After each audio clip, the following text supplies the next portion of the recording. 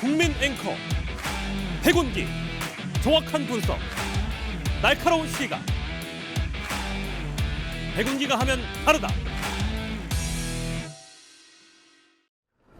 여러분 안녕하십니까, 백운기입니다. 신구 권력이 또 충돌했습니다. 정확히는 전직 대통령과 현직이 싸우는 모양새인데요.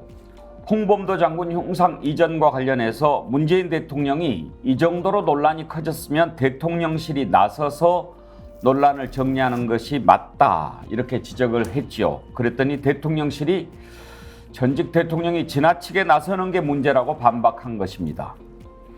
윤석열 대통령이 공산 전체주의니 하면서 하고 싶은 말만 하고 뜨거운 논란에 대해서는 한마디 하지 않고 있는 현실에서 어떤 게 옳은지는 국민이 판단하겠지만요. 일이 터질 때마다 전 정부 탓을 하면서 전직 대통령이 한마디만 하면 뭐라고 탓을 하는 이 정부. 이것도 내가 묻는 말에만 대답하라는 검사의식의 발로가 아닌가 싶습니다.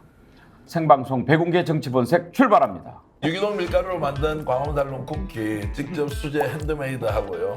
방부제도 안 들어가고요. 첨가제 같은 것도 안 들어가고 순수하게 유기농 밀가루로 다른 재료를 섞어서 하기 때문에 여러분 드셔보시면 아, 건강한 쿠키다 이런 생각 드실 텐데요. 쿠키 종류가 많아서 골라 먹는 재미가 맛있어요. 있고 택배로도 받으실 수 예, 있죠. 예, 근데 맞습니다. 직접 와서 드시면 좋은 게 여기 또 커피가 맛있어서 예. 같이 먹으면 또 맛있더라고요.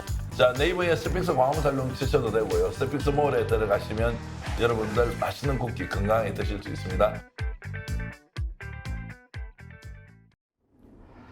네, 먼저 오늘 50만 구독자 달성 이벤트 당첨자 발표해드리기로 약속을 했죠.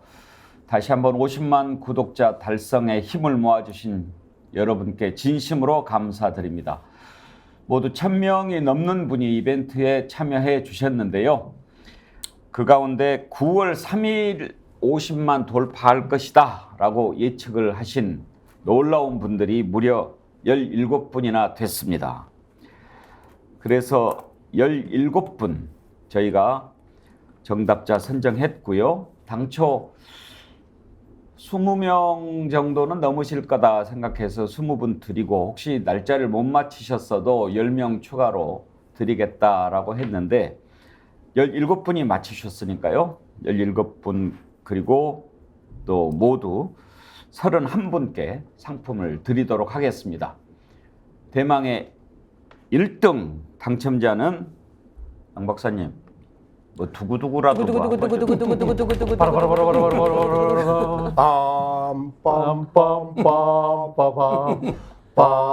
됐어요. 스톱. 아니 그 왜 양 박사님한테 부탁을 했냐면 50만 구독자 달성의 1등 공신이 양 박사님 아닙니까? 서정욱이지. 서정욱 변호사 아니었으면 진작 50만 넘었어요.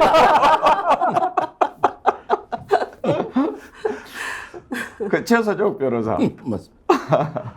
우리 서정욱 변호사를 포함해서 예. 전부 다 우리 스픽스 사랑해 주시고. 자, 1등은요. 무간도님이 1등이 되셨습니다. 박수 한번 쳐주십시오. 무간도님은 무려 한 달 전에 9월 3일이 분명합니다. 다소 늦어지더라도 쭉 갑시다. 그날이 올 때까지 이렇게 해서 응모를 해주셨는데요. 가장 먼저 9월 3일 50만 구독자 달성을 예측하신 분입니다. 1등을 하신 무간도님께는 베트남 여행, 럭셔리 여행 상품권 2장 보내드리도록 하겠습니다. 저희 스픽스로 이메일 보내주십시오. 무간도님 전화번호, 연락처 이렇게 또 보내주시면 저희가 서로 연락을 해서 상품권 드리도록 하겠습니다. 베트남 여행 잘 다녀오십시오. 진심으로 축하드립니다. 무간도님을 포함해서 모두 17분이 9월 3일 예측을 해주셨는데요. 도로신 참고로요. 정답자 또 당첨자와 저희가 상품을 드리기로 한 분들은 스픽스에 오시면은 커뮤니티가 있습니다. 그쪽에 들어오시면 명단을 제가 공개를 했으니까요. 그걸 확인하시고 연락 주시기 바랍니다. 상품 드리기로 한 분 가운데 몇 분 소개를 좀 해드리겠습니다. 도로시 님도 9월 3일 맞추셨는데 무관도님보다 좀 늦게 응모하신 거죠. 9월 3일로 점쳐봅니다. 하지만 더 일찍 이루기를 바랍니다. 스픽스 늘 응원합니다. 이렇게 글 주셨고요.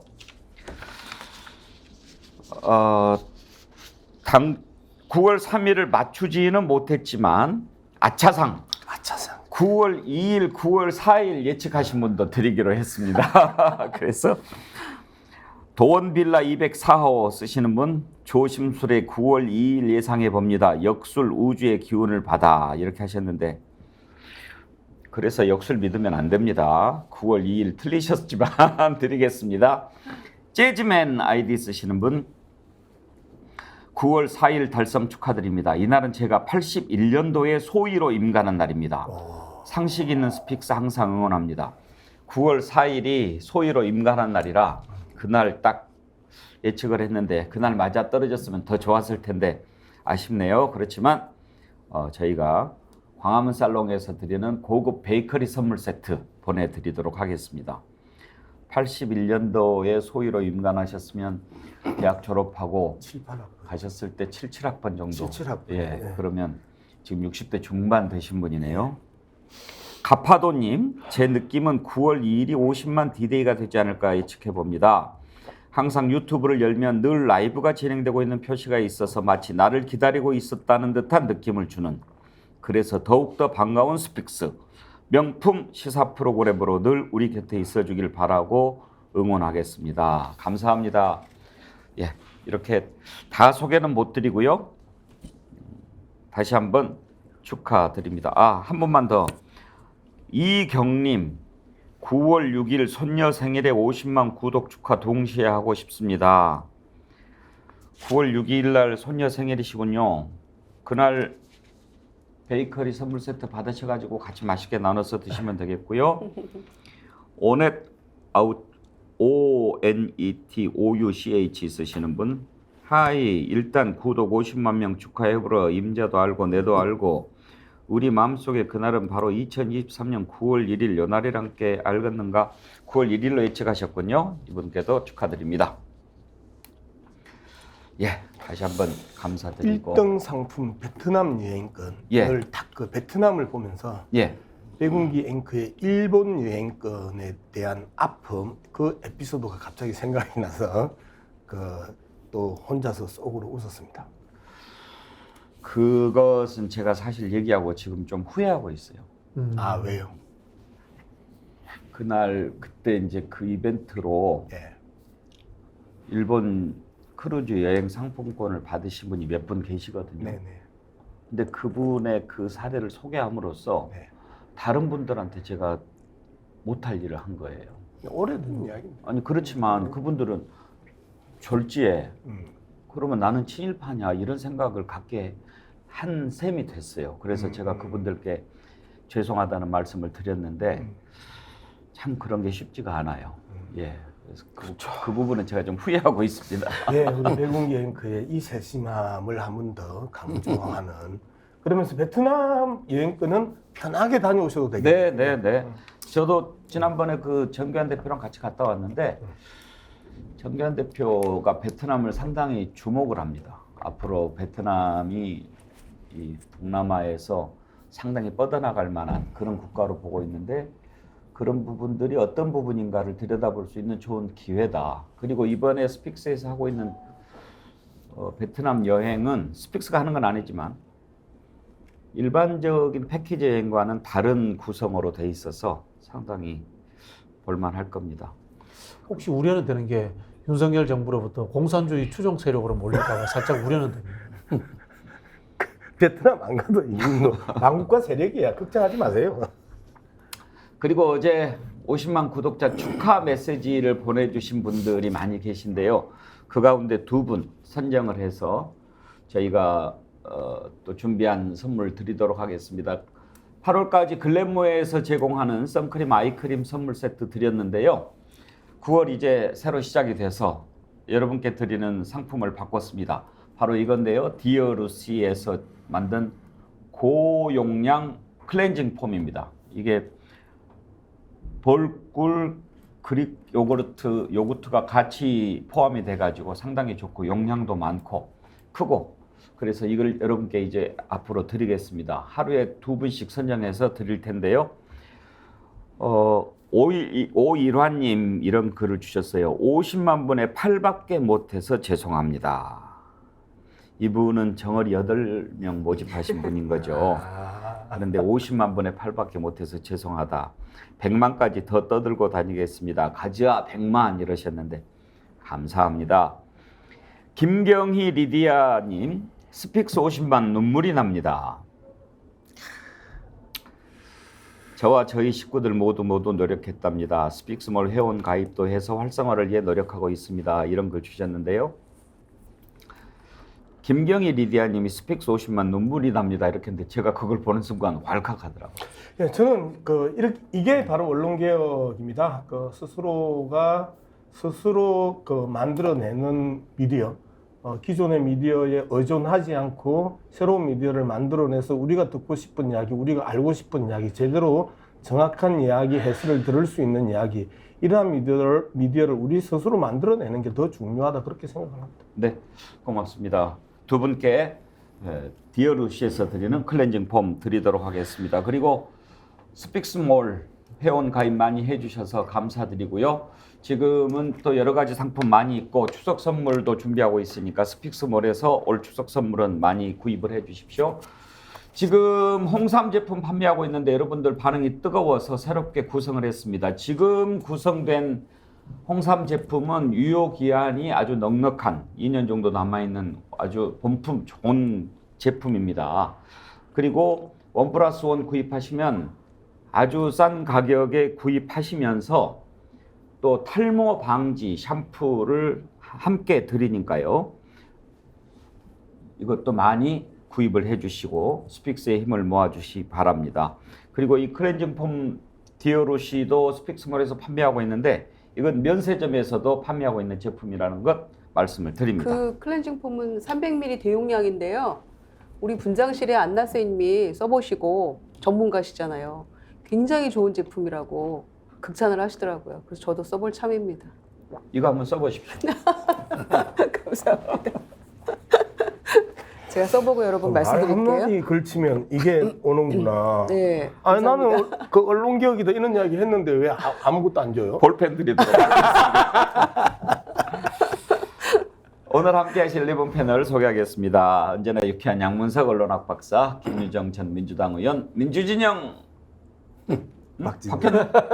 민주진영 박진영, 민주연구원 부원장 박진영 부원장, 네, 서정훈 안녕하세요. 변호사 박진영입니다. 어서 오십시오. 안녕하세요. 반갑습니다. 자, 먼저 용산에 뿔난 평산 이런 제목도 봤는데요. 전현직 대통령이 이렇게 붙는 것 바람직하지 않죠. 오죽하면 문재인 대통령이 그렇게 얘기를 했을까 싶기도 한데요. 한번 이 내용부터 좀 따져보지요. 양문석 박사님, 네. 문재인 대통령이 이 정도면은 대통령실이 나서야 되지 않느냐 그렇게 얘기를 했는데 네. 못할 말이라고 보십니까? 아니 자기들 한 100번 욕해놓고 한 번 정도 반응하면 왜 전직 대통령이 반응하냐고 이야기하는 것 자체가 정말 어불성설 아니에요? 정말 우리가 내로남불 이야기를 하는데 와 이런 게 내로남불이구나를 전형적으로 보여주는 부분이다라고 생각을 합니다. 저는 참 어이가 없다. 국민들이 과연 이 대통령실의 반응을 보고 뭐라고 이야기를 할까? 정말 한 이틀에 한 번 정도 전 대통령, 전 정부 탓을 해왔던 윤석열 정부의 전 대통령 탓, 문재인 탓, 문재인 정부 탓, 이 이야기를 문재인 대통령이 어쩌다가 한 번 이 이야기를 했는데 100번 중에 한 번 정도 반응을 했는데 이 부분에 대해서 전직 대통령이 할 말 아니다. 전직 대통령이 이야기하면 안 된다. 전직 대통령이 왜 이러는데? 라고 반응을 하면 이 부분에 대해서 국민들은 어떻게 생각하실까? 저는 이 부분에 대해서 한번 여러분들의 반응들을 듣고 싶습니다. 문재인 대통령이 이렇게 페이스북에 글을 올렸죠. 육사 차원에서 논의된 일이라 하더라도 이 정도로 논란이 커졌으면 대통령실이 나서서 논란을 정리하는 것이 옳다. 총상 철거 계획을 철회해서 역사와 선열에 부끄럽지 않게 해주기를 바란다. 이렇게 글을 올렸습니다. 그랬더니 이제 대통령실 관계자가 그 문제에 대해서 대통령이 어떤 특정한 입장을 밝힌다면 논의에 영향력을 줄 수 있고 논의가 자연스럽게 가거나 합의를 도출할 수 있는 방안에서 조금 흔들릴 수 있기 때문에 입장을 밝히지 않는 것이다 라고 하면서 이 문제는 대통령실이 나서지 않는 게 문제가 아니고 전직 대통령이 지나치게 나서는 게 문제다 이렇게 반박했습니다. 그런데 대통령실에서 이 문제와 관련해서 전혀 얘기를 하지 않은 건 아니죠. 특히 대통령이 아무 말 안 했을까요? 대통령이 말 안 했냐? 이렇게 야당 의원이 지난번 국회 운영위 때 질문하니까 어떻게 하라고 하지는 않았고 어떤 게 옳은지 생각해 보라고 말씀하셨다. 김유정 의원. 네. 대통령이 어떤 게 옳은지 생각해 보라. 그렇게 이야기하면 어떤 뜻으로 받아들여야 그러면 되나? 그게 옮기라는 뜻 아니겠어요? 이게 국방부, 육사 이렇게 다 우왕좌왕하고 있을 때 원칙도 없이 우왕좌왕했지 않습니까? 5개 흉상 가운데 다 옮긴다 그랬다가 나중에는 홍범도 장군 것만 옮긴다고 하고 4개는 또 육사 안에 박물관에 둔다고 하고 막 이런 게 도대체 어떤 원칙 하에서 이런 일을 하려고 하는가에 대한 기준이라는 게 없었는데 대통령께서 무엇이 옳은 일인지 생각해 봐야 된다. 그리고 국방부가 육사가 이걸 강행하려 한다. 옮기겠다고 지금 결정을 한 거잖아요. 그러면 이게 대통령의 뜻이 아니고 우리는 이 말을 통해서 어떤 걸 미루어 짐작할 수 있겠어요. 그러니까 눈 가리고 아웅 하는 거 아니겠습니까? 그리고 만약에 이렇게 얘기했는데 그렇게 안 하면 또 그럴 거 아니에요. 너 똥인지 된장인지 꼭 찍어서 먹어봐야 하냐 뭐 그랬을 거 아니에요. 그러겠죠. 무엇이 옳은 일인지 생각해 봐야 된다라고 했는데 안 옮기는 게 옳은 걸로 판단했습니다라고 하면 어떻게 됐을까요? 국방부와 육사가 어떤 얘기를 들었을까요? 그래서 저는 대통령이 그동안 삼남안삭에 대해서 다 한마디씩 해오셨는데 왜 양평 고속도로나 이런 홍범도 장군 흉상 관련해서는 입을 꼭 다물고 있는가, 명시적인 어떤 얘기도 하지 않는가, 그러니까 매우 비겁한 그 모습을 보이는 거라고 생각합니다. 서정욱 변호사 생각이 저기 궁금합니다. 서정욱 변호사 보시기에 문재인 대통령 안 할 말 했다고 보십니까? 전직 대통령이 이제 그 잊혀진 사람이 되고 싶다 했는데 이슈마다 이게 계속 나서서 발언하는 게 저는 상당히 그 보기 안 좋고요. 지금 이제 우리 보수 쪽에서요, 홍범도 장군의 그 뭐 묘를 국립묘지에서 파묘를 해가 묘를 없애라 이렇게 주장한 사람도 없어요. 근데 김용옥에게 이승만 대통령 묘소를 국립묘지에서 파묘해라 이렇게 주장했잖아요. 지금 홍범도 장군의 독립운동 업적을 폄훼하는 분이 없어요. 그러니까 최고 등급의 대한민국장을 취소해라 이래 주장한 사람도 없어요.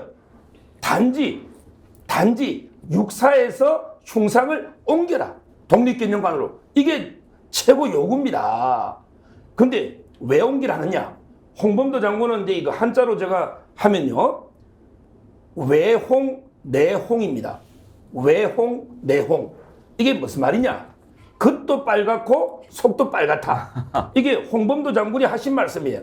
홍범도 장군이 1921년 9월 달에 고려공산당 당원들한테 교지를 내려요. 그때 뭐라 했냐면 우리의 적은 일본 침략주의자도 우리 적이고 그 다음에 우리의 동족 내부의 관료나 유산자 계급 이것도 적이고 그 다음에 중요한 게 공산주의자 중에도 외홍, 내백 겉은 빨간데 속이 하얀 이게 가짜 공산주의자들도 적이다. 이러면서 이게 본인은 외홍, 내홍 빨갛다는 수박이 아니라는 거예요. 이게 지금으로 치면 수박 논쟁이에요. 수박은 외청, 내홍 겉은 파란데 속이 빨간 게 수박이잖아요. 그때도 이게 수박 논쟁이 있었던 거예요. 근데 홍범도 장군은 무늬만 공산주의자가 아니고 뼛속까지 공산주의자다. 외홍, 내홍. 그러니까 저는 육사에서는 옮기시다. 왜? 육사가 공산주의자 양성하는 학교는 아니니까. 따라서 저는 요거 하나만 문제지 다른 거는 이게 폄훼하는 게 아니다. 그 말씀을 드립니다.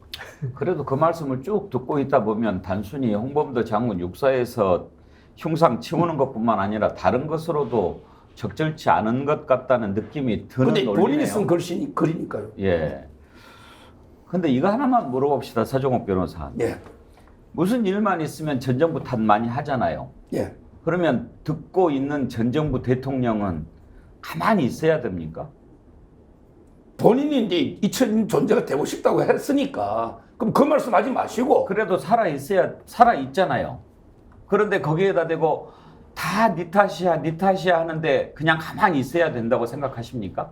뭐 물론 이게 제가 가만히 있으란다고 가만히 있을 분은 아니지만 그렇지만 이게 제 생각은 본인이 가만히 있다고 했으니까 저는 부적절하다고 개인적으로 생각하는 거고 본인이 하시겠죠. 뭐. 한 가지만 물어봅시다. 우리 그 서변한테.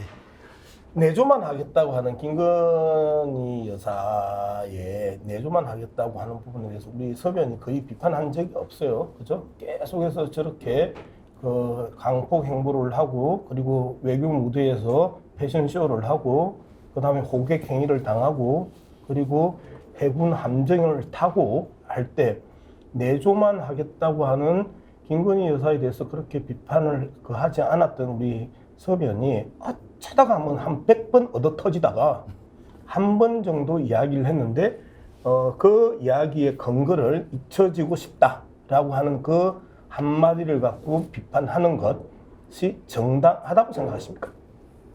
근데 뭐 패널도 정치색이 있는 거죠. 예. 제가 이제 그 보수 자유우파의 정체성이니까 아무래도 이게 상대 쪽을 비판하는 거 패널도 이게 인간 아닙니까? 그렇죠. 정치 색깔이 있는 거예요. 제가 이게 완전히 중도 객관적으로 할 수는 없는 거 아닙니까? 그렇죠.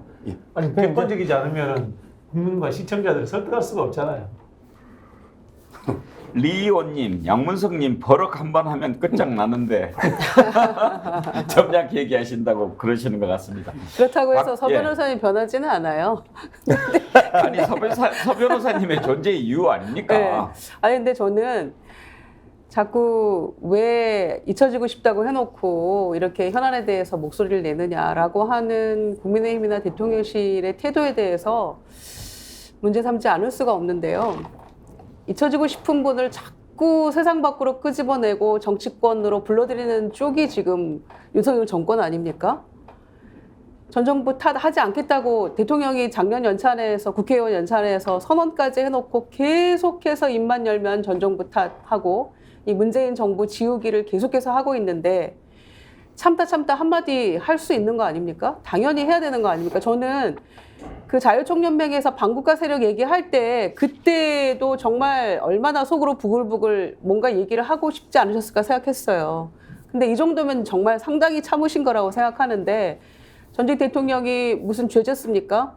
정권 뺏긴 것도 억울한데 다음번 선거까지 뭐 문재인 정부 대 윤석열 정부로 뭐 총선 치르려고 지금 이렇게 작정하고 자꾸 끌어들이는 건 아닌지 모르겠어요. 그래서 5년 내내 전 정부 탓하다가 이제 5년 뒤에는 문재인 정부 때문에 나는 아무것도 할 수 없었다라고 그렇게 실토하고 그렇게 얘기하면서 퇴임사를 하려고 하는 것인지 모르겠습니다만은 이런 정권의 행태에 대해서 비판할 수밖에 없고요. 특히 홍범도 장관과 관련해서는 무슨 역사적 사실이나 무슨 뭔가 상황이 변경된 게 있습니까? 우리가 무슨 큰 외교사적 뭔가를 목전에 두고 이 일을 거론하지 않으면 안 될 이유가 있습니까?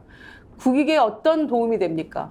국민 갈라치게 하고 계속해서 이렇게 민생은 나 몰라라 하고 이념으로 갈라치게 하는 이런 정부에 대해서 국민들이 질타할 수밖에 없는 거 아니겠어요? 대통령이 이거는 정말 각성해야 될 문제이지 이 부분에 대해서 왜 이렇게 하느냐 계속해서 목소리 내다가 왜 이 부분은 대통령이 뒤에 숨어 있느냐라고 얘기하는 문재인 대통령 탓할 일이 아닌 거죠. 그게 상식 아니겠어요? 대통령실은 좀 자신과 다른 의견들이 나오면 그 부분을 좀 듣는 그런 자세가 좀 필요할 것 같습니다. 전직 대통령뿐만 아니라 같은 진영에 있는 사람들한테도 아무 말도 하지 않으면 아무 일도 일어나지 않는다 이런 얘기들을 하지 않습니까? 그런데요, 박진영 부원장, 국민의힘의 장해찬 최고위원은 또 이런 얘기까지 했어요. 자신의 과오를 인정하고 뉘우치기 싫다면 이런저런 논쟁에 빠지지 않고 참견하는 관종 역할은 적당히 하시고 개딸 원조인 대깨문 대상으로 커피 장사에나 집중하길 바란다. 어떻게 생각하십니까? 반사라고 일단 이야기하고 싶습니다. 굉장히 참 질 낮은 수준의 발언을 했는데요. 한국 정치가 망가질 대로 망가졌다라고 생각을 합니다. 장해찬 최고위원이 현재 그 여당의 지도부입니다. 여당의 지도부 정도 되면요, 국가를 어떻게 운영하겠다, 그다음에 정당을 어떻게 혁신하겠다 이런 이야기 해야 되는데요. 유튜버에서 할 수 있는 수준의 막말 평론을 전직 대통령에게 퍼붓고 있는 겁니다. 이게 지금 국민의힘의 수준이다, 이 말씀을 드리겠고요. 국민의힘이 이런 수준이 된 거는 용산의 대통령실에서 그렇게 하니까 대통령실에 잘 보이려고 저는 이렇게 하고 있다, 그런 생각이 듭니다. 금방 말씀하신 것처럼 용산에서 아무 말도 하지 않으면은 문재인 대통령도 아무 말도 하지 않습니다. 그냥 잊혀져서 살고 계실 겁니다. 근데 지금 문재인 대통령이 입을 열 수밖에 없는 상황이고요. 민주당 지지자들은 문재인 대통령이 더 적극적으로 말씀을 하시고 윤석열 정부에 대해서 비판을 하셔야 된다고 주장을 하고 있습니다. 왜냐면요, 어떻게 보면 문재인 대통령이 뿌린 사람입니다. 윤석열이라는 씨앗을 뿌린 사람이고, 문재인 정부의 검찰총장이 이 극우 정권의 수장이 되어서 문재인 대통령을 향해서 뒤통수를 치겠다고 하기 때문에 저는 문재인 대통령이 배신을 당한 입장에서 오히려 더 적극적으로 나와서 윤석열 정부를 비판하고, 그리고 극단적으로는 끌어내리는 데까지 앞장서야 되지 않나, 그런 말씀까지도 저는 드리고 싶습니다. 서정욱 변호사는 장해찬 최고위원 발언 어떻게 생각하십니까? 저는요, 이게 아주 정확한 지적인 게요, 21년에 그 문재인 대통령이 육사에 논쟁의 여지가 많은 홍범도 흉상을 배치한 게 이게 잘못된 거예요. 육사가 생긴 게 1946년인데 가만히 있다가 이게 70년 지났으니 갑자기 했잖아요. 김대중 대통령도 안 한 거고 노무현 대통령도 안 한 겁니다. 근데 왜 문재인 대통령은 논쟁의 여지가 많은 인물을 굳이 무리하게 육사 흉상에 세운 겁니까? 이게 본인의 원죄예요, 원죄. 여기 그래서 이걸 논쟁 끝에 이게 옮기겠다고 육사 결정하는데 또 이게 나서서 막고 있잖아요. 이걸 장해찬 최고위원은 지적한 거다, 저는 이렇게 보고요. 왜 무리하게 역사를 갖다가 이게 왜곡하려고 저는 했는지, 뭐 문재인 대통령이 그것부터 돌아봐야 된다 봅니다. 우리 서정욱 변호사가 잠깐만요. 제 질문을 정확히 이해를 하시면서도 그렇게 답변하신 게 아닌가 싶은데, 제가 묻는 질문의 핵심은 예. 전직 대통령을 향해서 여당의 최고위원이 관종이라다, 관종 역할이다, 이런 표현을 쓴 것에 대해서 어떻게 생각하시느냐, 이 질문인 거잖아요. 뭐 그거야 이게 뭐 당연히 뭐 너무 이게 너무 좀 비하거나 이런 데 막말에 가까운 이런 거는 뭐 비판할 수 있는 거죠. 할 근데 말을 저는 했다고 생각하시는 겁니까, 그러면? 그 본질을 이게 문재인 대통령이 흉상을 설치한 것부터가 원죄다, 이런 데 그 뜻은 장해찬 최고 잘 지적했고, 다만 이게 표현과 관련해서 뭐 관종이니 이런 거는 좀 지나친 면이 있다. 저는 그거는 이게 지역적인 표현의 문제다. 보수를 이야기할 때요, 제일 먼저 지적하는 게 태도입니다. 보수라고 하는 것이 품격, 예의, 공동체 이런 것들을 이야기하는데, 이 정도 발언이면 보수 아닌 겁니다. 기본적인 소양 부족인 겁니다. 정치를 해야 될 소양과 자질을 갖추지 못한 것이다, 이렇게밖에 말할 수 없고요. 문재인 대통령이 홍범도 장군 유해를 모셔오고 동상을 세울 때도 대한민국에 보수 세력이 있었고요. 국민의힘 정당이 있었습니다. 그때 단 한마디도 한 적이 없습니다. 단 한마디에 대해서 비판을 낸 적도 없고요. 제가 찾아보니까 오히려 환영 기사는 있었습니다. 그래놓고 지금 와서 그 이야기를 왜 합니까? 1963년도에 박정희가 국가유공자 지정할 때 그때는 왜 또 반대 안 했습니까? 지금 모든 것이 윤석열 대통령이 이야기하니까 따라서 지금 하고 있는 겁니다. 62년입니다. 훈장은. 네. 뭐 한없이 싸가지 없는 알라들의 그 막말 그 정도로 그 표현하면 정리가 되는 거고요. 그다음에 지금 그 서정욱 변호사 이야기했던 이야기, 뭐 김대중 대통령도 노무현 대통령도 건들지 않았던 이제 그 표현에 대해서도 좀 역사적으로 정리를 할 필요가 있는데요. 홍범도 장군이 본격적으로 학계에서 그 재조명되기 시작한 건 2010년 이후예요. 2010년 이후에 본격적으로 논문들이 그 나오기 시작을 했고, 그리고 2016년 전후해가지고 계속해서 그 반론과 반박들이 일어나고 재조명되면서 본격적으로 대중적으로도 알려지기 시작을 했었습니다. 그래서 2010년 이후면요, 노무현 대통령 이후입니다. 그 집권 이후이기 때문에 김대중 대통령, 노무현 대통령이 홍범도 장군에 대해서는 충분히 인식할 수 없는 상황이었기 때문에 그 부분에 시대적 시차가 있었다는 부분에 대해서 말씀을 드립니다. 그래서 이 부분에 대해서 자꾸 정치적으로 해석을 하려고 하니까 그런 문제들이 이제 발생을 합니다. 공부 좀 하고 합시다. 자, 홍범도 장군 육사에서 이제 흉상을 치우는 걸로 거의 결정이 된 것 같은데요. 바로 그것 때문에 육사에서 치우는 것만 하고 나머지는 다 괜찮다. 지금까지 그런 논리를 견지하고 있지 않습니까? 그러면 우리 군의 주력 잠수함인 홍범도 함의 명칭은 또 왜 바꿔야 되는지 그것도 한번 논리적으로 명쾌하게 설명을 했으면 좋겠습니다.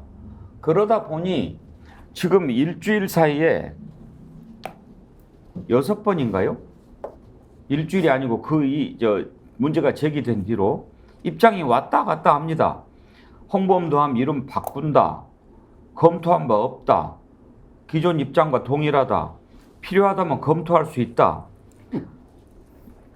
지금요. 필요시 검토 안 한다. 검토 안 한다. 검토 안 한다. 6번이나 입장이 오락가락합니다. 한번 직접 들어보시죠. 홍범도함 이름 바꾸는 것도 지금 검토를 하고 있는 거예요? 이게 해군에서 이제 검토해야 될 사안인데 제가 알기로는 검토가 되는지를 한번 확인해봐야 될 것이고 알기로는 하여튼 결정된 바는 없다. 그러니까 검토할 사안이다라는 게 국방부 입장이에요. 네, 국회에서 장관님께서도 그런 말씀을 하셨던 것으로 압니다.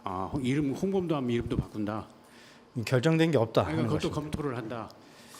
필요하다면 검토할 수 있다고 생각합니다. 네. 저는 그 군함에다가 홍범도 전 소련의 공산당원의 자격을 가진 사람을 그러면 1999년도에 결정이 잘못되었다는 거네요. 답변을 하시라고. 짧게 물었으니까 짧게 답변을 주세요. 네, 저는 그거는 수정을 검토해야 된다고 생각합니다. 국방부도 이 홍범도함 명칭에 대해서는 검토가 필요하지 않겠나 이렇게 보고 있습니다. 해군 입장도 들어보고 해서 네. 필요하다면 바꾸는 방안도 검토하겠다. 기존에는 저희가 현재 검토하고 있지 않다고 말씀드렸습니다. 그 문제에 대해서 사실 정부 내에서 공식적으로 검토하거나 이런 건 아직 없는 걸로 알고 있고 사실 이 문제를 계속 물어보시니까 그렇다면 바꾸는 걸 한번 검토해 볼 수 있다라고 저는 총리님도 그렇게 말씀하신 거고 국방부 장관님도 그렇게 말씀하신 겁니다. 자, 저렇게 지금 왔다 갔다 합니다. 그런데요. 박진영 부원장, 네. 국방부 입장이 해군에서 검토할 사안이라고 맨 처음에 전제를 달지 않았습니까? 네. 그런데 해군은 지난번에도 바꾸는 거 검토하지 않고 있다라고 하고 또 최근에는 기존에 말했듯이 여전히 바꾸는 거 검토하지 않고 있다라고 하는데 네. 이렇게 자꾸 하는 것은 그러면 해군은 지금 국방부하고 의견이 다르다는 거 아니겠습니까?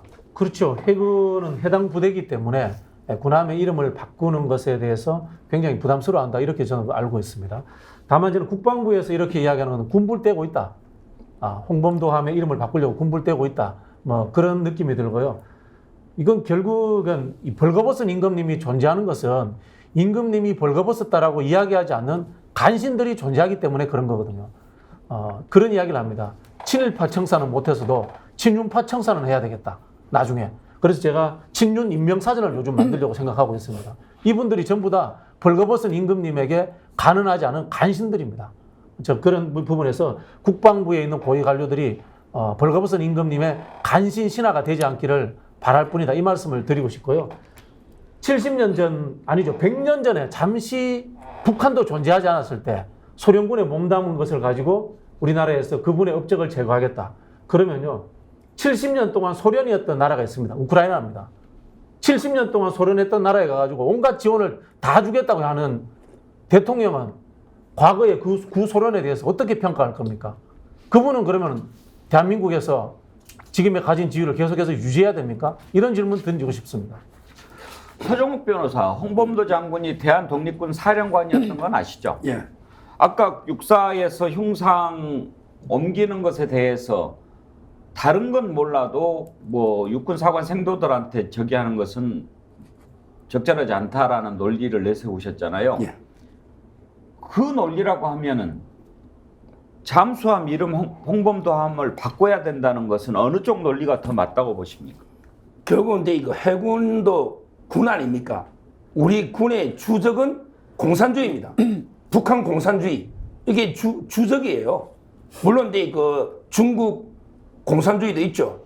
이런 데 전체주의 세력이 주적인데, 따라서 저는 이름을요, 홍범도 장군에게 위대한 독립운동가지만 공산주의자, 아까 외홍 내홍이라 했으니 저는 이름을 이게 바꾸는 게 맞다.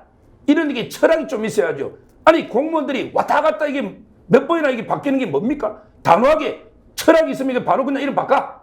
이렇게 딱 결론이 나는 거예요. 이거는요, 창씨 개명이 아니에요. 예를 들어 일본의 오염수를 처리수라고 못 부르는 게, 이걸 뭐 이재명 대표는 창씨 개명을 주고 하는데 그게 아니고, 우리 공자님이 정치는 이름을 바로잡아야 된다. 이게 정명 사상입니다. 모든 정치는 이름을 바로잡는 데서부터 시작돼야 되는 거예요. 처리하기 전에는 오염수고, 처리하고 나면 처리수입니다. 알프스. 이게 바로 정명입니다. 창씨 개명이 아니에요. 홍범도함을 다른 이름으로 이렇게 바꾸면 창씨 개명이 아니고, 우리 군의 정체성, 이걸 바로잡는 저는 정명이다. 이렇게 봅니다. 제가 팩트 하나 바로잡아야겠는데요. 그 이야기 좀. 주적은 북한인 거고요. 공산주의 아닙니다. 주적이 공산주의면은 지금 우리 중국하고 단교해야 되고요. 베트남하고도 단교해야 됩니다. 이거는 저기 그 국방부의 교범에도 없는 황당무계한 이야기고, 윤석열 정부가 그 황당무계한 사고에 빠져 있는 겁니다, 지금. 서배안, 제가 성균관대학교 유학과 사서상경 정통파 그 학과를 나왔어요. 그죠? 정명 이야기했는데. 정명. 예, 오염수가 처리수가 아니고요. 정명, 핵 폐기수요. 방류가 아니고요. 해양 투기가 정명입니다. 그렇잖아요. 그 이야기했잖아요. 알프스 다 그럴 수 없잖아요. 그죠? 아시잖아요. 그러면 그게 처리수가 아니잖아요. 그죠? 핵 찌꺼기들, 걸러지 않는 것들 다 나오잖아요. 그럼 그 핵 폐기수잖아요. 핵 정확하게 말하면 핵 폐기물이죠. 핵 폐기물을 갖다가 해양 투기하는 거잖아요. 그게 정명이잖아요. 그게 올바른 이름이잖아요. 그게 공자의 이야기에 제대로 따르는 거잖아요. 그죠? 이름을 바로 잡아야죠. 그러면 그걸 처리수라고 하면 안 되는 거잖아요. 좀 저는 공자도 여기 와서 또 의문의 일패를 당하는 거야. 서정욱 변호사한테 그 공자를 갖다 의문의 일패를 당하게 하지 마시고요. 소련에 대해서 그 이야기를 하시는데, 소련, 프랑스, 미국, 영국, 결국 독일하고 일본하고 싸우는 그 과정이 그 있죠. 그러면 소련하고 한패 먹었던 프랑스, 미국, 영국, 이들도 한꺼번에 공격을 해야 되는 거잖아요. 그 시절에. 그죠? 파시즘과 싸웠던 프랑스, 미국, 영국, 이들도 한꺼번에 통째로 공격을 하고, 이들과 함께 했던 사람들도 다 욕해야 되는 거잖아요.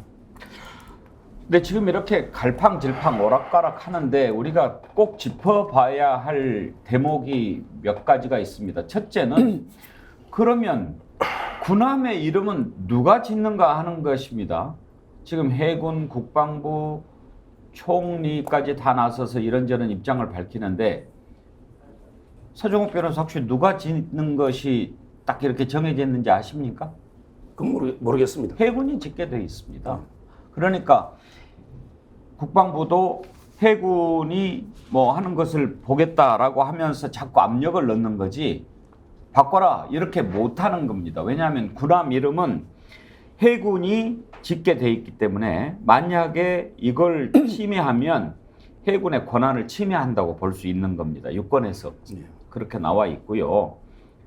해군 규정인 부대 명칭 개정 규정에 따라서 고속정급 이상의 함정은 해군본부 전력기획참모부장이 함정 확보 단계에서부터 함명과 선체번호 제정안을 작성하고 함명제정위원회 해군참모총장 승인을 받아서 통상 진수 한 달 전에 결정한다. 이렇게 돼 있는 겁니다. 그러니까 해군이 짓게 돼 있으니까 해군한테 짓게 해야지 이렇게 저렇게 얘기하면은 안 된다 하는 것이 첫 번째 우리가 짚어봐야 할 대목이고요.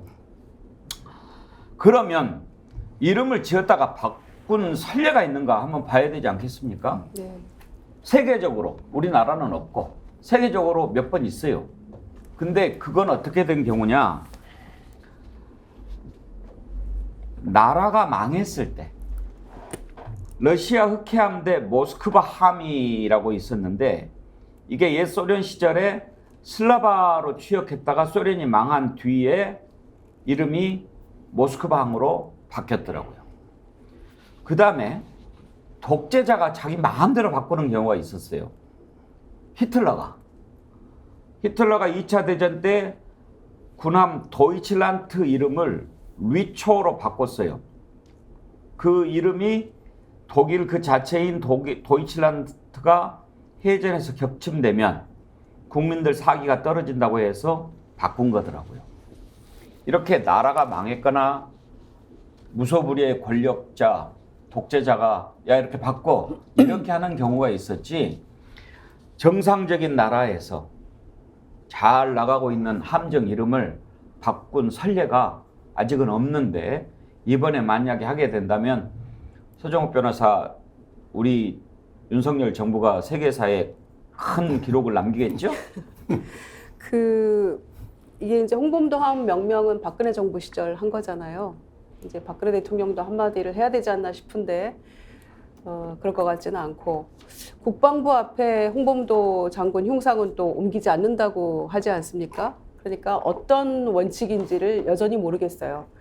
그리고 우리나라에도 이제 2번의 이름 바꾼 선례가 있긴 한데 그거는 행정구역 명칭이 변경된 경우였습니다.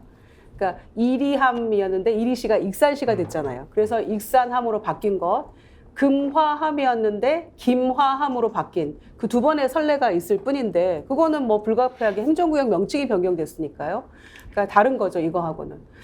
그래서 그 대통령 후보 시절에 윤석열 후보가 청년들을 방문을 해가지고 앞으로 말이지 구직 앱이 나와가지고 여러분들이 직장 구할 때 앱을 통해서 할 수 있다.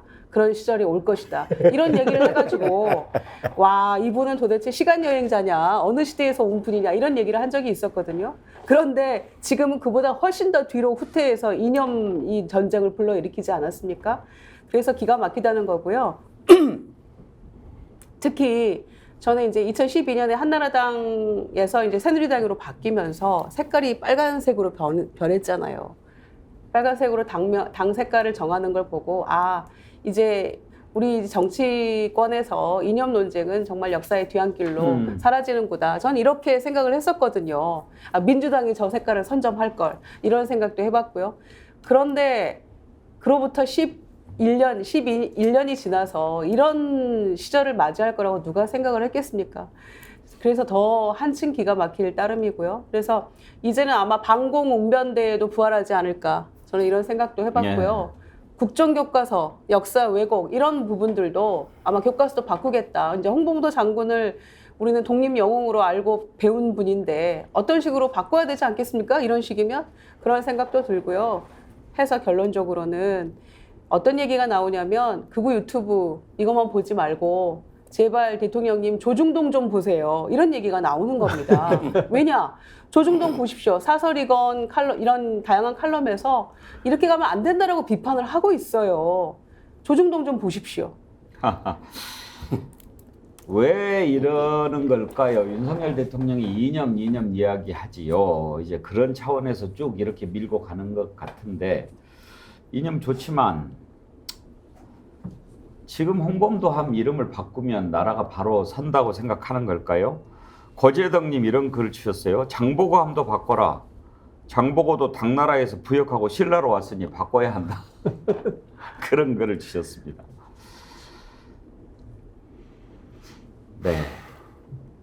서정욱 변호사. 예. 홍범도함 이름도 바꿔야 된다고 생각하신다 이거죠? 예. 예. 알겠습니다. 그렇게 생각하십시오. 예, 근데 기본적으로요. 예. 한 말씀만 드리면 저는 해군 이름을 지을 때는 이게 좀 해군하고 관련이 되는 있잖아요. 홍범도 장군은 이제 그 어차피 이게 육상 그때 전투 아닙니까? 제보고 이게 지으라면요. 저는 오히려 장보고, 그다음에 그 최무선, 그다음에 서시마 정벌했던 이종무, 그리고 이제 이순신 그 임진할 때 활약했던 분들 이런 식으로 이게 해전에 좀 명장들을 이름을 지었으면 좋겠어요. 다 있습니다. 예, 다 이미 있습니다. 그러니까 그런 분들 위주로.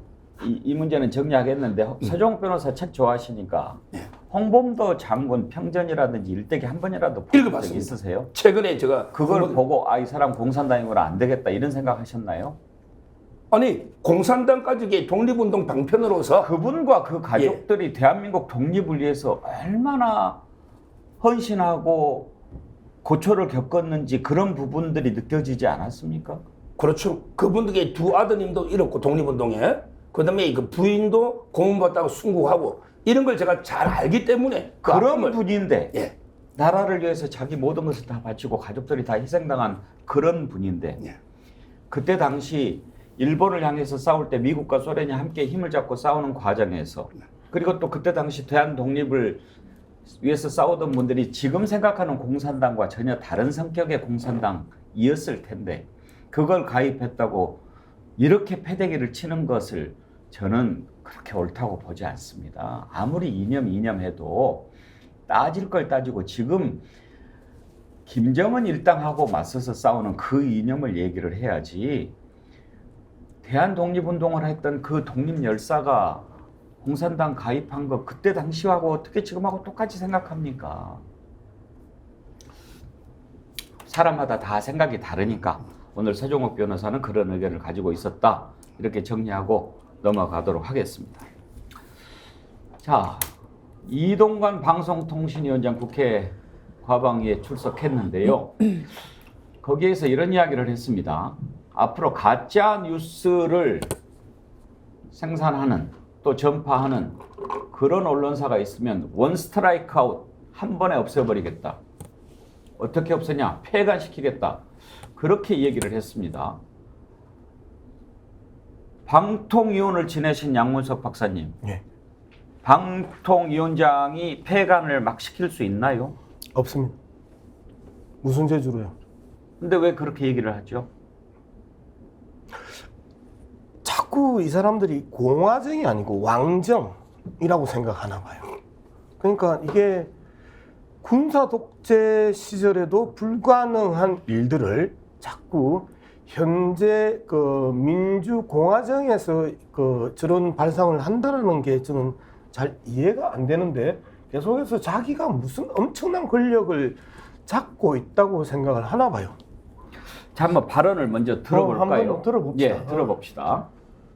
이런 가짜 뉴스를 고의로 기획하고 시나리오를 만들고 행동하는 이런 매체에 대해서는 저는 폐간을 고민해야 된다. 없애버려야 된다. 그것이 바로 원 스트라이크 아웃의 최종 단계입니다. 폐가망신시켜야 된다고 봅니다. 제가 이제 방통위원장을 인정할 수가 없어서 답변을 듣지 않겠다. 그리고 보고도 듣지 않고 나가기도 했는데 이동관 씨가 하신 말씀 보면 BBK 주가 조작 사건이 가짜 뉴스라고요? 세상 사람들 중에 그걸 인정할 사람이 누가 있습니까? 1심에서 15년 징역형을 받았고요. 그 당시 윤석열 서울중앙지검장이었습니다. 대법원에서 17년 선고받았고요. 이게 가짜 뉴스라고요? 아니 그리고요 고민정 의원님 제가 이거는 국무위원으로서 말씀드리는 건데 이동관 씨가 뭡니까? 자 그거는 그래 하시고 저 답변하십시오. 개인 이동관한테 질문하는 거 아니지 않습니까? 방통위원장 이동관한테 질문하는 거 아니에요? 자, 가짜 뉴스 얘기를 하는데요. 가짜 뉴스가 뭡니까? 사실이 아닌 것을 사실처럼 이야기하면 그걸 이제 가짜 뉴스라고 하는 거죠. 이동관 방통위원장이 본인을 국무위원이라고 칭했는데 저게 가짜 뉴스죠. 저거 가짜입니다. 가짜 뉴스. 서정욱 변호사시고 법률가시니까. 방통위원장 국무위원입니까 아닙니까? 장관급이지 국무위원인지는 제가 모르겠어요. 아, 잘 모르시는군요. 예, 장관급인 것만 알고 있습니다. 국무위원이 아닙니다. 네, 그렇습니까? 예. 국무위원은요, 대한민국 행정부의 국무회의의 구성원으로 대통령을 보좌하고 국정을 심의하며 대통령이 서명한 뒤에 각 국무위원이 서명하는 부서권을 가지고 있어요. 그리고 행정각부의 장관은 국무위원 중에서 국무총리의 제청으로 대통령이 임명합니다. 따라서 국무위원이 아닌 자는 행정각부의 장관이 될 수가 없는 거고, 자, 이게 이렇게 딱 정해져 있습니다. 국무위원은 국무총리가 제청해서 대통령이 임명하게 돼 있습니다.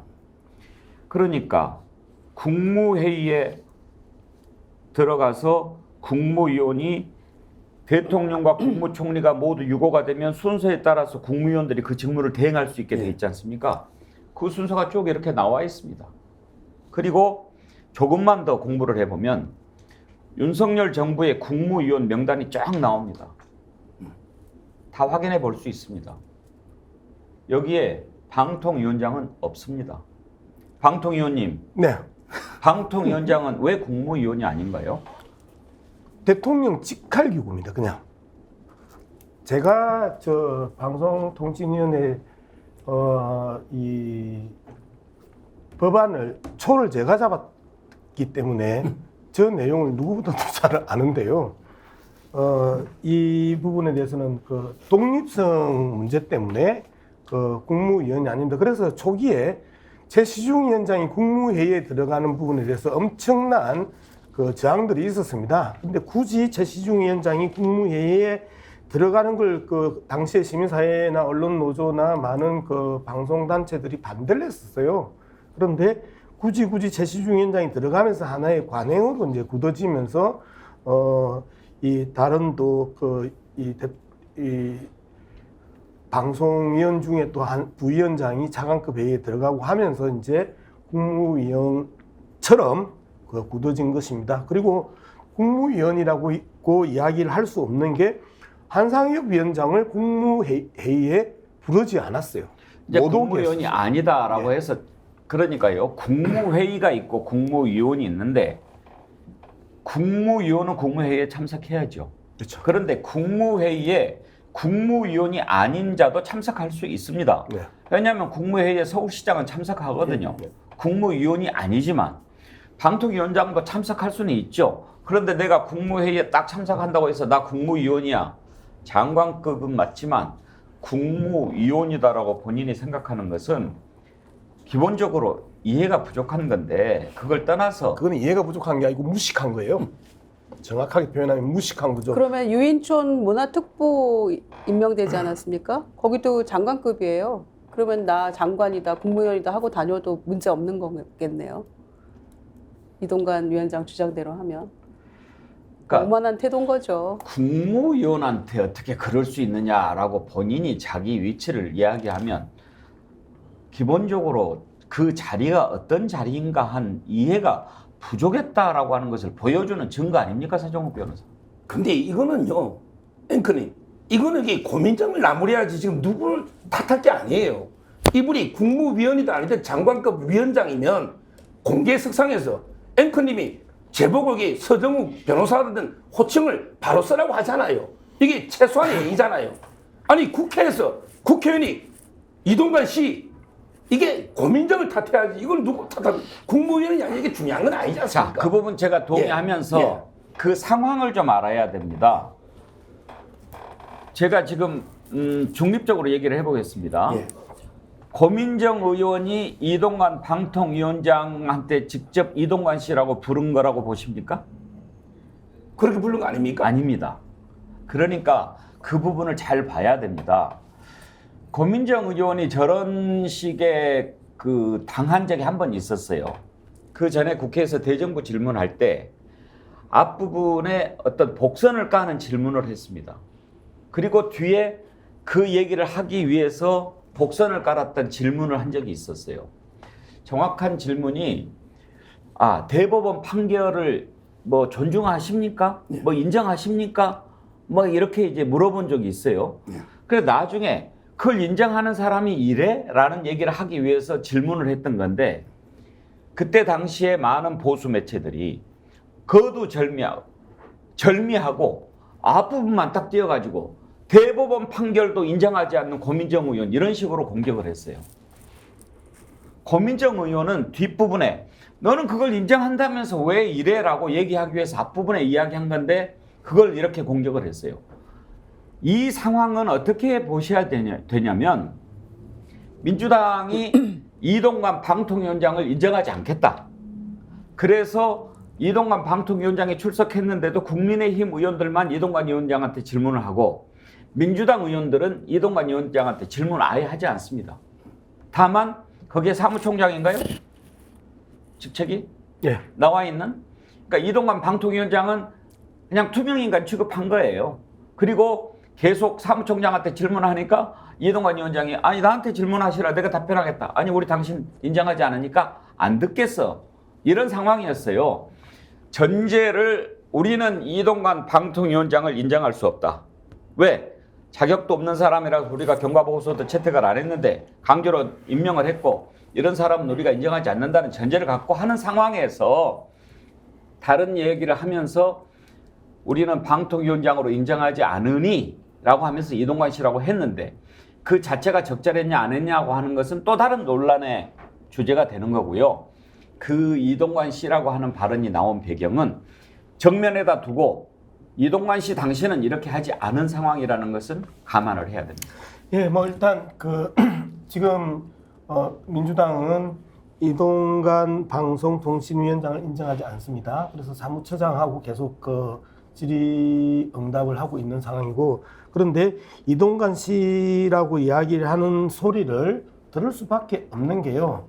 자, 자신이 지금 국무위원이라고 이야기를 하면서 바로 이야기하는 게 원 스트라이크 아웃을 이야기를 해요. 그러니까 자신이 어떤 직책과 직위를 가지고 있는지도 모르니까 자신이 폐간을 내 권한을 가지고 있다고 생각을 하는 거예요.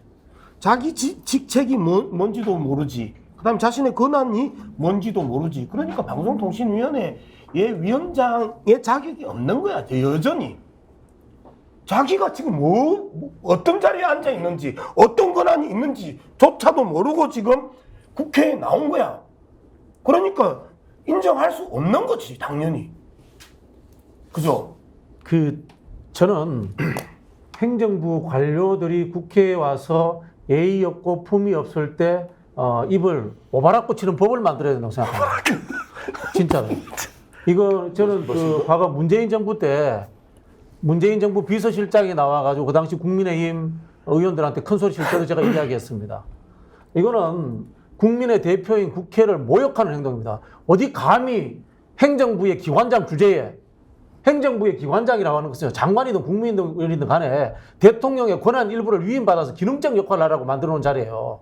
국민의 대표에게 자기가 큰 소리 짓고 예의 없는 이런 행동을 하란 말입니까? 이거는 여야의 문제를 떠나서 국민을 무시하는 처사다. 저는 이 말씀을 드리고 싶고요. 국회법 165조에 회의방해 제가 존재하고 있습니다. 거기에 대해서 저는 국회의장이 지금 이런 식으로 놀고 있으면 안 됩니다. 국회의장이 여야 대표들 불러가지고 지금 행정부의 관료들이 하는 행태가 국민의 대표는 국회를 무시하고 있기 때문에 그런 벽과 규정을 지금 만들어야지만이 대한민국의 상권 분립이 지켜지고 헌법적 질서가 좀 지켜질 수 있다. 그런 생각이 듭니다.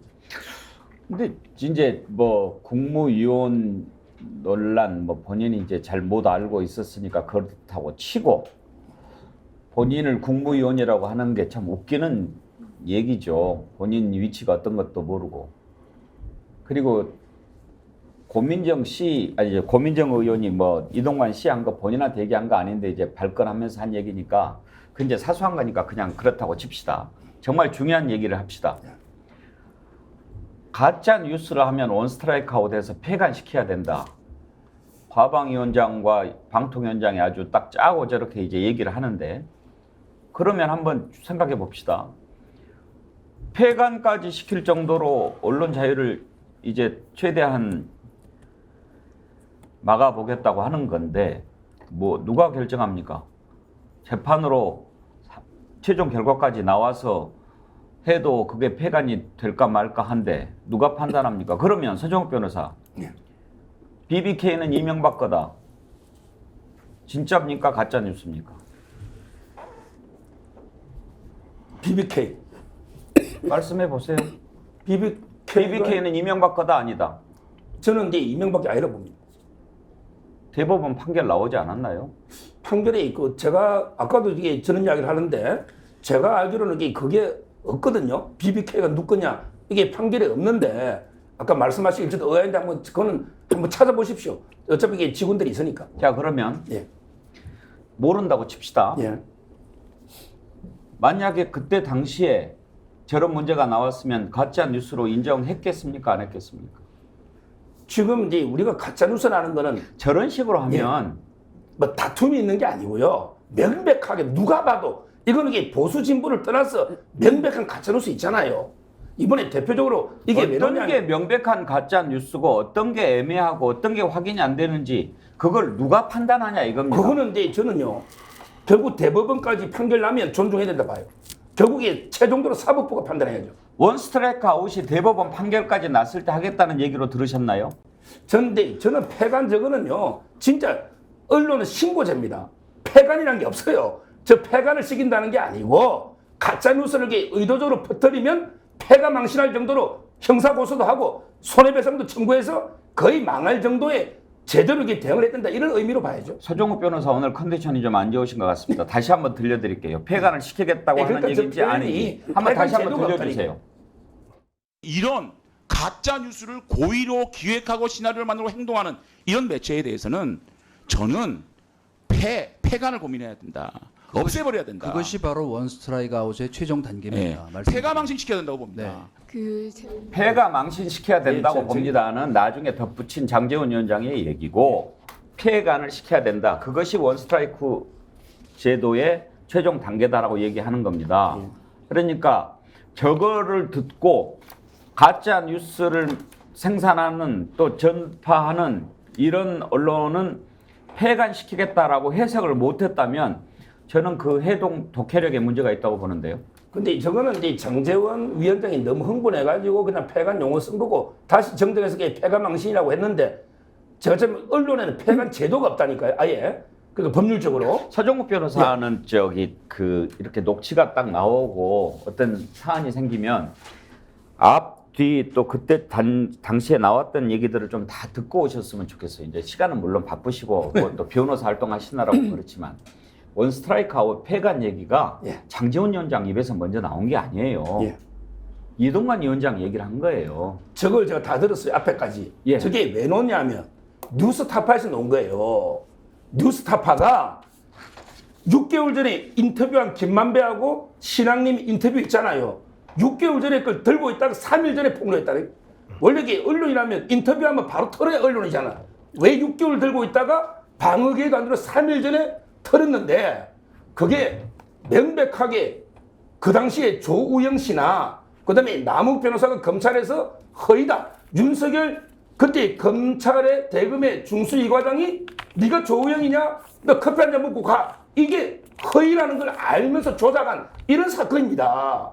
이 사건 이야기하면서 정말 그게 진짜 3일 동안 대대적으로 퍼뜨려서 0.73% 이게 역사가 바뀌면 이 대선 결과 바뀌면 누가 책임질 겁니까? 옛날에 김대엽 때문에 이해창 총재가 졌지 않습니까? 이거 엄청난 범죄예요. 이걸 이야기하는 도중에 이렇게 고의적으로 뉴스타파처럼 퍼뜨리면 원스트라이크 아웃이 된다. 이런 뜻 아닙니까? 잠깐. 다 보고온 게 맞잖아요.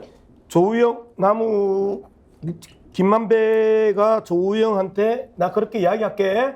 그 다음에 남욱한테 그게 그때 그렇게 된 거지 라는 게 지금 검찰이 지금 흘린 거예요. 그죠? 팩트 확인 안 됐죠? 지금 검찰 발이에요. 그리고 이걸 갖다가 너무 장제원과 그 다음에 이동관은 확신을 갖고 가짜 뉴스고 그리고 그 김만배의 기획이다. 그리고 신앙님을 이용했다. 지금 이렇게 확신하는 거예요. 그죠? 자, 한 가지만 물어봅시다. 검찰이 그동안에 남욱을 이용해서 수없이 많은 유동규를 이용해서 수없이 많은 정언들을 언론에 흘렸어요. 그죠? 하나도 확정된 게 없죠. 그래서 대장동을 2년을 했어요. 400회 가깝게 했는데 이재명을 역지를 아직 못했어요. 자, 지금 뉴스타파를 계속해서 가짜 뉴스로 몰고 가는 거는 검찰이에요. 그리고 다시 내가 똑같이 역을 해볼게. 6개월 전에 인터뷰를 땄는데 대선 3일 전에 이 문제를 터뜨렸다. 자, 이 문제를 터뜨리고 1년 6개월이 지났는데 지금에서야 조우영 문제와 남욱 문제가 조우영이 당했고 남욱이 당했다고 그 검찰이 털고 나오는 그건 또 뭐야? 자, 똑같이 지금 이 문제도 아무것도 확정되지 않고 검찰이 일방적으로 이야기를 하고 있고 조우영이 진술을 번복했고 남욱이 진술을 번복하고 있는 사안이잖아요. 이게 가짜뉴스라는 걸 누가 확정하냐고. 이런 상황을 놓고 가짜뉴스라고 이야기하는 것도 웃기는 거야. 그럼 제가 그 박사님께 한 말씀만 여쭤보면 자, 신학림 씨가요. 네. 이런 게 인터뷰를 뉴스타파에 주고 네. 그다음에 김만배 씨한테 본인이 쓴 상류층의 혼맥 책 3권을 팔고 1억 6,500을 받은 거는 어떻게 생각하십니까? 자, 진학림 위원장이 그 책을 그렇게 팔았어요. 계속. 한 권을 5천만 원씩 팔았어요. 그거는 저도 알아요. 다른 분한테도? 예, 예. 그 책을 다른 사람한테, 그래서 계속해서 대기업들을 찾아다니면서 그 혼맥을 그 아무한테도 안 주고 5천만 원씩 그 받고 팔았어요. 그래서 책을 아주 희귀본으로 만들어서 그 다른 사람한테 팔았어요. 그거는 저도 그 듣고 알아요. 그래서 저도 그 한 권 못 받고 못 본 책들이에요. 그 부분에 대해서는 그 주위에 있는 사람들은 다 알아요. 그렇기 때문에 그 이 책값이라는 부분에 대해서 우리는 믿어요. 다른 사람은 믿을 수 없겠지. 자, 그걸 갖다가 근 20년 동안 자기가 쓴 책이기 지금 때문에. 김만배 건 하나 가지고 뭐 저렇게 얘기했을 거라고 저는 생각하지 않습니다. 전체적인 흐름을 한번 보십시다. 어떻게 자유를 그렇게도 외치는 대통령이 있는 나라에서 한번 보십시오. 대통령이 지금 기자회견 안 한 게 얼마나 됐습니까? 당최 국민들 앞에 기자가 왜 있습니까? 국회가 왜 있습니까? 그런데 모든 언론이 24시간 정부 비판만 한다라고 대통령이 화를 내서 얘기를 합니다. 그런 상황에서 대통령이 임명장을 줄 때 90도 각도로 87도인가요? 이것도 가짜뉴스로 걸릴 수 있으니까 그 각도를 좀 정확히 재봐야 될 것 같은데 고개를 숙여서 임명장을 받는 방통위원장이 공산당 언론 얘기하고 원스트라이크 아웃 폐간을 얘기합니다. 이게 과연 자유와 맞습니까? 뭐가 자유입니까? 서정욱 변호사, 자유 중에 제일이 무슨 자유입니까? 표현의 자유 아닙니까? 표현의 자유를 탄압하겠다고 공공연하게 얘기를 할 때는 국민들이 공감할 수 있게끔 해야죠. 대통령이 국민들 앞에 제대로 이야기를 하고 기자회견도 하고 입장을 밝히면서 그럼에도 불구하고 가짜뉴스를 만든다고 하면 혼내겠다. 이러면 다 받아들일 거예요. 대통령은 기자회견 한마디도 하지도 않고. 근데 공산당 언론 얘기하면서 원스트라이크 아웃으로 폐간시키겠다? 그 권한을 누가 줬습니까? 헌법에 있습니까? 한번 서정욱 변호사 답 좀 해주세요. 뭐 저도 이게 그 언론의 자유, 표현의 자유가 상당히 중요하고요. 그다음에 대통령이 뭐 본인에 대한 비판도 달게 새겨 들어야 된다. 이것까지는 이게 제가 동감하고 인정합니다. 다만 이게 그 악의적으로 가짜 뉴스를 가지고 이게 계속 공격하는 이런 분들이 일부 있습니다. 예를 들어 이게 김건희 여사가 계속 줄리로 술집에 일했다든지 또는 이게 그 천공이 뭐 모든 걸 다 관사 이전에 결정했다고 한다든지 이런 게 많이 있지 않습니까? 그게 가짜 뉴스입니까? 지금 이게 백재훈 교수로 거의 밝혀지고 있지 않습니까? 그럼 재판 또 해봐야 되겠죠. 지금 밝혀지고 있는 거죠. 예. 자, 근데 그렇게 하면 가짜 뉴스입니까? 그거는 이제 그러니까 재판하고 있으니 대법원까지 확정이 되면 가짜 뉴스라고 봐야죠. 그러면 적어도 방통위원장이 폐간할 수 있는 권한이 있는지는 잘 모르겠습니다만 가짜 뉴스를 퍼뜨리고 법적인 절차에 따라서 최종 대법원에서 가짜 뉴스였다라고 그리고 고의적으로 가짜 뉴스를 생산해서 퍼뜨렸다라고 판결이 나면 폐간을 검토하겠다라고 얘기해야 정당한 거 아닙니까? 그렇죠. 뭐 물론 이게 당연히 그거는 가짜 뉴스 확실하게 확정되었을 때 그 뭐 얘기였냐고요. 아마 이게 논쟁을 하면서 서로 뭐 흥분해가 싸우고 이런 것 같은데요. 근데 그 표현이 좀 문제가 있을 수는 있지만 저는 가짜 뉴스는 좌우불문하고 없어져야 된다고 봐요. 아니 근데 그 논쟁하는 사안이 아니었고요. 그 전에 국민의힘 의원이 그 김만배 씨 인터뷰 관련한 얘기를 하면서 이동관 위원장한테 이제 의견을 묻고 주거니 받거니 하는 거였고 맞장구 치는 거였어요. 그리고 장재현 위원장이 한 번 더 이제 쐐기를 박으면서 자기네끼리 북치고 장구치고 했던 거지 이게 논쟁을 했던 사안이 아니에요. 이 내용은 헌법 정신, 자유 이런 걸 얘기하는 대통령이 자유 중에 가장 으뜸되는 가치인 표현의 자유와 관련해서 그 휘하에 있는 방통위원장이 국무위원은 아니지만 방통위원장이 그런 얘기를 할 때는 그렇게 함부로 얘기해서는 안 되지요. 자기 자신이 국무위원인지 아닌지도 모르면서 함부로 이야기하는 것처럼 그렇게 이야기할 성질과는 전혀 다른 성질이죠. 헌법 정신에 어떤 게 더 부합하는 가치라고 생각하십니까? 오늘 한번 우리가 그 부분을 깊이 생각해 봅시다. 예. 송창시님 우리한테 힘을 주는 댓글을 하나 남겨주셨는데 제가 선물을 안 드릴 수가 없네요. 저는 6학년 8반 카카오택시 기사입니다. 손님 중에 요즘 짜증나서 뉴스 안 본다는 손님이 있으면 10시 50분에 시작하는 정치본색 배공기 앵커 막강한 패널 한번 보시면 바로 중독됩니다. 10년 묵은 채증이 쑥쑥 내려갑니다. 라고요. 이렇게 열심히 정어리 만들어 갑니다. 송창시님 감사합니다. 저희가 디어루시에서 드리는 클렌징 폼 보내드리도록 하겠습니다. 안전운행 하시길 바라고요. 그리고 다시 한번 말씀드립니다. 스픽스몰 여러분 많은 관심 가져주시고 지금 구성되어 있는 파격적인 가격에 공급하는 홍삼 제품 여러분 관심 많이 가져주시고 많이 사주십시오. 오늘 1부 여기까지 하죠. 양문석 박사님. 네. 맨 마지막에 한번 그 소리쳐 주셔가지고 많이 시원해졌다고 얘기하는데 오늘 상당히 점잖게 해주셔서 감사합니다. 그래도 한 번씩은 좀 소리 지르시죠. 아니 난 소리 지를 때 가급적 저를 보고 해주세요. 김재정 의원은 좀 놀래요. 적응이 많이 되고 있어요. 괜찮습니다. 아니, 자주 하면은 별 재미없고 한 번씩 해야 그 파괴력이 큽니다. 예, 1부 여기서 마치죠. 네 분 패널 수고하셨습니다. 감사합니다. 네, 감사합니다. 네, 여러분 전하는 말씀 듣고 오호라 경제 이어가겠습니다.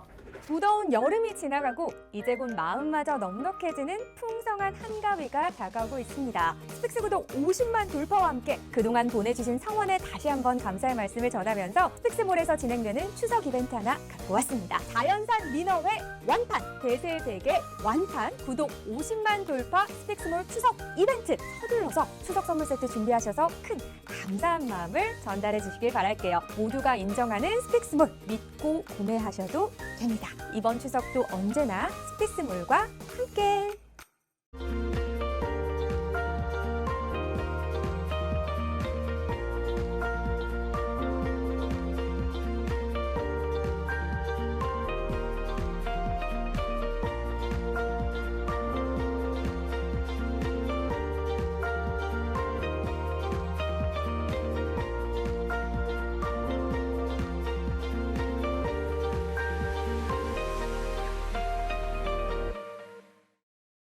유기농 밀가루로 만든 광화문달롱 쿠키 직접 수제 핸드메이드 하고요. 방부제도 안 들어가고요. 첨가제 같은 것도 안 들어가고 순수하게 유기농 밀가루로 다른 재료를 섞어서 하기 때문에 여러분 드셔보시면 아 건강한 쿠키다 이런 생각 드실 텐데요. 쿠키 종류가 많아서 골라 먹는 재미가 맛있어요. 있고 택배로도 받으실 수 예, 있죠. 예, 근데 맞습니다. 직접 와서 드시면 좋은 게 여기 또 커피가 맛있어서 예. 같이 먹으면 또 맛있더라고요. 자 네이버에 스픽스 광화문달롱 치셔도 되고요. 스픽스몰에 들어가시면 여러분들 맛있는 쿠키 건강하게 드실 수 있습니다.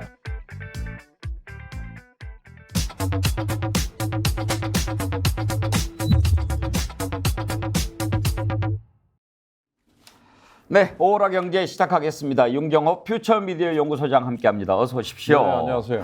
오늘 연금 개혁 문제 좀 다뤄보자고요. 지난주에 정부의 방안은 아니죠. 자문위원회 예. 방안이긴 하죠. 국민연금 개혁안에 대해서 그림을 내놨습니다. 예. 아마 그때 얘기로는 10월경에 확정된 정부안을 내놓겠다 발표를 했습니다. 국민 입장에서는 사실 노후에 대한 보장, 어떻게 보면 유일하게 이게 비빌 언덕인 분들도 있어요. 네. 네.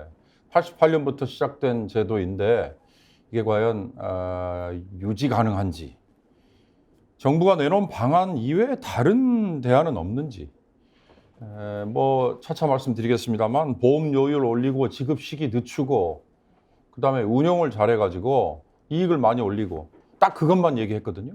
그 이외에 방법은 없는지 뭐 이런 거를 한번 좀 짚어봐야겠죠. 기본적으로 지금 연금 개혁을 하지 않으면 연금을 매년 납부하고도 나중에 못 받는 일이 현실화될 수 있는 상황인 거죠? 이제 그게 추산하기 나름인데요. 요즘에 국민연금만 따지면요. 한 해에 600만 명 정도에게 국민연금이 지급이 됩니다. 예. 금액의 과다는 차이가 있어요. 많게는 240만 원까지 받는 분도 있어요. 그다음에 부부가 처음부터 가입을 했으면 430만 원 정도까지 받는 분들도 있습니다. 이건 아주 극단적으로 많이 받는 거고 평균 한 150만 원 전후 뭐 이렇게 됩니다. 지급 시기는 60세부터 시작된 분도 있었지만 평균적으로 63세 전후 이렇게 이제 되는데 한 해 나가는 돈이 한 29조 30조 원 정도 됩니다. 예. 이따 우리가 그래프를 한번 볼 텐데요. 4대 공적연금 의무 지출이라고 표현이 되어 있는 예. 여기 나오네요. 예. 저게 자칫 잘못 이해를 하시면 재정에서 지금 돈을 부담하는 걸로 오해를 하실 수 있는데 그게 아니고요. 국민연금이라는 명목으로 한 해에 36조 원이 올해 지급이 된다. 네. 그런 의미예요. 그러면 공무원 연금으로는 22조 7천억 원이 지급이 된다. 이런 의미고. 저런 식으로 한 해에 한 36조 원 돈이 지급이 되는 걸로 그렇게 추산을 해보니까 지금 같은 투자 수익률, 운용 수익률, 그다음에 지금 같은 보험료, 지금 같은 지급 금액을 감안해 보면 이대로 만약에 재정이 좋아지지 않으면 2055년쯤에는 기금이 고갈될 것 같다라는 추정치를 이 정부 자문위원회에서 내놓기 시작했어요. 이거는 진보 정부나 보수 정부, 정부의 성향과 상관없는 겁니다.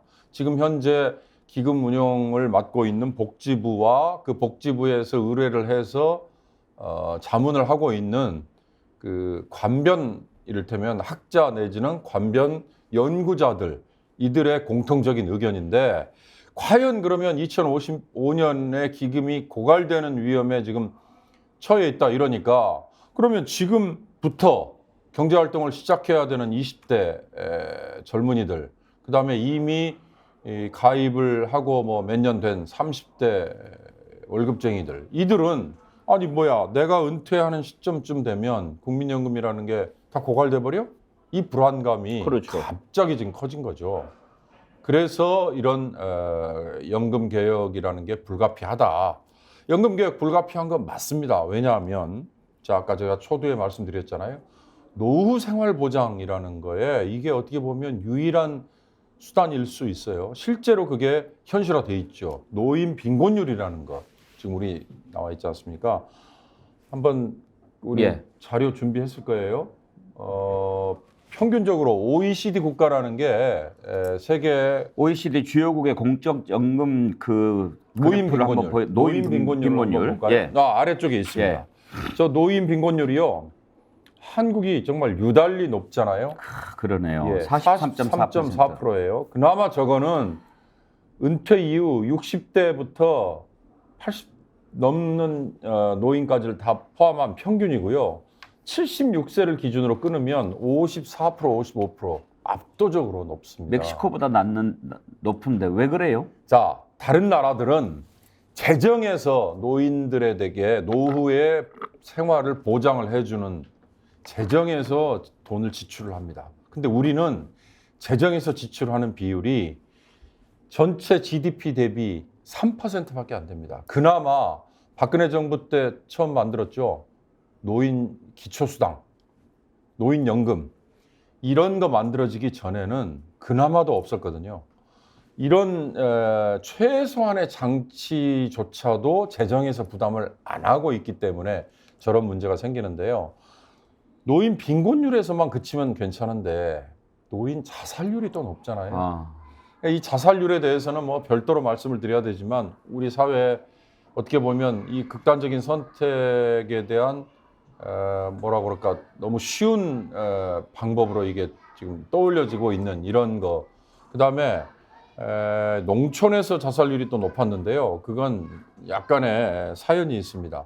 농약 판매를 너무 무분별하게 하다 보니까 너무 쉽게 농약을 농촌에서는 접했거든요. 이거에는 또 다국적 제약회사들의 여러 음모에 가까운 판매 전략들이 숨어 있었는데 그걸 차단을 하고 나서는 그 농촌에서의 노인 자살률이 뚝 떨어졌거든요. 근데 그럼에도 불구하고 그와 별개로 정말 부끄러운 거 아니에요? 우리가 세계 1인당 GNI 1인당 소득 기준으로는 한 30위권 국가라 그러고 GDP 규모로는 세계 10위권 국가라고 하는데 이렇게 노인들이 빈곤율이 근 45%, 50% 가깝고 자살률은 또 높고 이런 것들을 막아줄 수 있는 최소한의 인간적인 삶을 해줄 수 있는 장치가 국민연금이고 기초연금이고 노인연금이다. 자, 그러면 연금 개혁은 당위라고 할 수 있지 않습니까? 네. 해야 되는데 얼마나 어려운 건지 우리가 문재인 정부 때 문재인 대통령 지지율이 얼마나 높았습니까?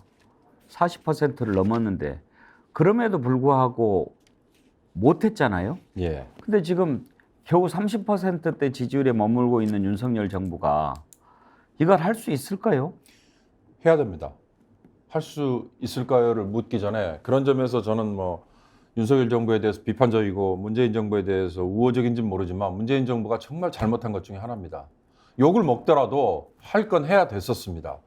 단추를 처음에 조금이라도 끼워놔야 그 단추를 또 제대로 끼워놔야 욕을 먹는다고 해서 그걸 피해버리지 말았어야 되는데 어떻게 보면 문재인 정부는 현행 방안을 그냥 유지한 상태에서 그 짐을 다음 정부에 넘겨버렸죠. 윤석열 정부는 노동개혁, 교육개혁 그리고 연금개혁이라고 얘기를 하고 3대 개혁을 추진하겠다고 했습니다. 용감합니다. 잘 선택했습니다. 노동개혁과 교육개혁은 별개 문제니까 제가 언급하지 않겠습니다. 그러나 연금개혁은 분명히 해야 됩니다. 아까 말씀드렸지만 정부에서 재정의 지출이 거의 없는 상태에서 우리 국민연금은 쭉 이어져 왔거든요. 지금 국민연금의 규모가 우리가 88년부터 시작을 했는데요. 1,000조 가까이 됩니다. 내년에 1,000조에 도달합니다. 올해 6월 말 현재로 983조 원 정도 됩니다. 근데 문제는요. 이 983조 원의 절반을 넘는 530조 원이 운용을 통해서 운용을 잘 해가지고 지금까지 돈을 벌었어요. 그러니까 채권 투자도 하고 주식 투자도 하고 부동산 투자도 하고 해서 지금까지 돈을 벌어왔는데 문제는 앞으로 그리고 우리 국민이 월급쟁이든 자영업자든 심지어 주부든 국민연금에 가입을 모두 다 열심히 해줬어요.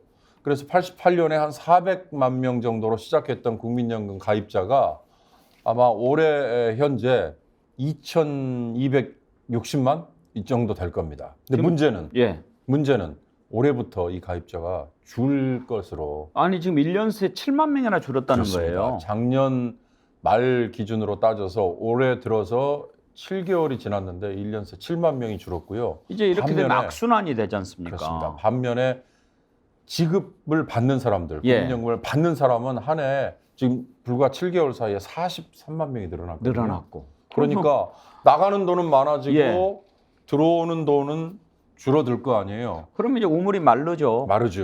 그래서 윤석열 정부가 엊그제 지난주에 내놓은 방안은 18%까지 18%라는 거는 현재 우리 보험료율, 우리 국민연금 가입자가 내는 보험료율이 9%거든요.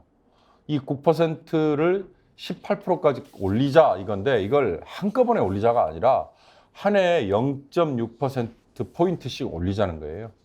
그래서